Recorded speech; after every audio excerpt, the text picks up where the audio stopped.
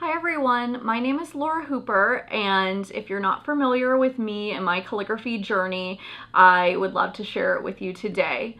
I'm actually a self-taught calligrapher, or at least I was for the first 12 years of my calligraphy journey. I started learning calligraphy when I was 11 years old. My mom taught me with a broad edge pen, and in my early 20s, I decided to transition into pointed pen calligraphy. By transitioning into pointed pen calligraphy, I mean I did what a lot of people do today, which is I went to Michael's and I grabbed any pointed pen calligraphy set and had no idea how to use it and decided to teach myself, having no idea what to do with the tools. So I had no experience in pointed pen, and I would basically look at fonts online and try to mimic them. So when I started, I wasn't starting out with what you would consider to be the modern calligraphy that we know today. I was looking at fonts like Copperplate or Citadel or Rook, but in the computer font version, so not the handwritten version. And I would just try to mimic those styles that I found online. Since I had no guidance, it took a long time for me to become adept in any one style, and I didn't realize that jumping around between different styles isn't really conducive to learning calligraphy more quickly. So it took a long time for me to become what you would consider to be good, but I did get there. I also started to implement some of the more modern looking calligraphy with the bouncing baseline, that type of thing, and I had wedding clients. My work was lovely. People liked it. It was getting published in magazines. People were hiring me for their weddings. I was a wedding calligrapher, I still am, and my writing was pretty. And for weddings, it just needs to be pretty, and your client, the bride and groom, need to like it. But what I realized about my calligraphy was that it wasn't exactly technical, and I didn't even know what the techniques were because I had no guidance. I had never been to a formal class. I had never been mentored by someone in classic calligraphy to learn the rules and then go on to break them. I was pretty much just doing my own thing. So when that started to change was about 6 years ago when I started teaching. So I started teaching modern calligraphy with Alyssa, my sister, who I work with on a day-to-day basis, and we started presenting one of my beginner alphabets to classes of students. And what would happen is people would ask questions in class and I could answer them to the best of my knowledge, but I realized I didn't have any foundation on technique. And it made me want to learn more and more, and people would ask questions and I would start looking for the answer, and my desire to learn the reason and the history for calligraphy just continued to grow.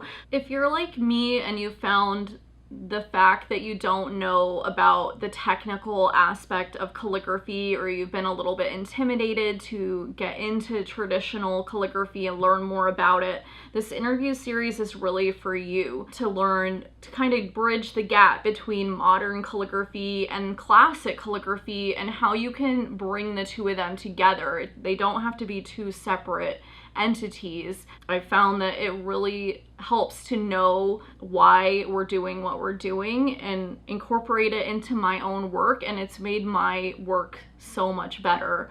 And I never would have thought that when I started, because like I said, it was pretty, it was good enough, but it wasn't technical.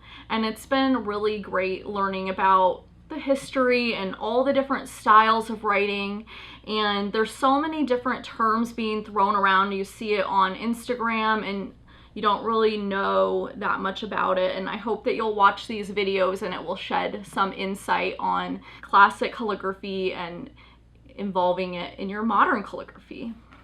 Alyssa and I have been pretty privileged to be able to work with a Master Penman for years because they're a supplier for our inks. So I had access to a Master Penman, and I reached out to her and I asked her if I could come to her and learn about Spencerian calligraphy. So Spencerian really appeals to me. I like that it's an American form of penmanship, and I really love that it's just almost like handwriting, a combination of handwriting or penmanship with actual calligraphy. So I did go meet with her and work with her for several days. There was a lot of knowledge imparted on me, and that really began my journey into Spencerian. So after I went and met with Vivian, I continued my practice on my own at home. I got involved with IAMPETH, which we'll talk about in the interview series here. I went to the Spencerian Saga and studied with another Master Penman, and I enrolled in a course with Michael Sull, and it's been over a year that I've been working now with Michael Sull in my Spencerian journey. So it's been so helpful to actually have guidance and learn the history and why this script is so important and so beautiful, and it's great to carry on the tradition of the script and also implement it into my wedding work that I do on a day-to-day basis. Since I've been studying Spencerian now for over 3 years and we've been posting about it on social media, we've had such a tremendous outpouring of a response from our followers wanting to learn more about it, and we decided to come up with this interview series to introduce it to you guys. We have 5 really wonderful penmen that I've interviewed, and I would love to share their interviews with you in this series. So we have Vivian Mungle, the Master Penman, who is currently the owner of Ziller, the first Master Penman that I worked with to practice my Spencerian.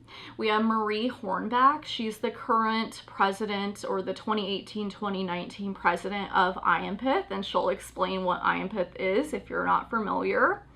We have Mike Ward, a really wonderful penman from California who travels all over the world teaching Spencerian. We have Paul Antonio from the United Kingdom, and he's telling us all about the history of calligraphy, and it's really exciting to learn more about it, and he knows so much.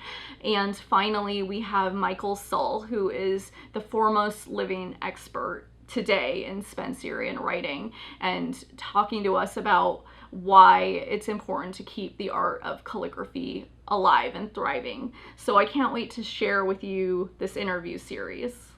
Bonus, we just found out today that we'll be hearing from Master Penman Harvest Crittenden. I'm really excited that she's going to take part in our interview series as well. So Harvest is the 3rd Master Penman that I trained under. I went to the Spencerian Saga in Ohio last fall, and I worked with her for a week in advanced Spencerian. She is so knowledgeable, and I can't wait to have you guys see what she has to say.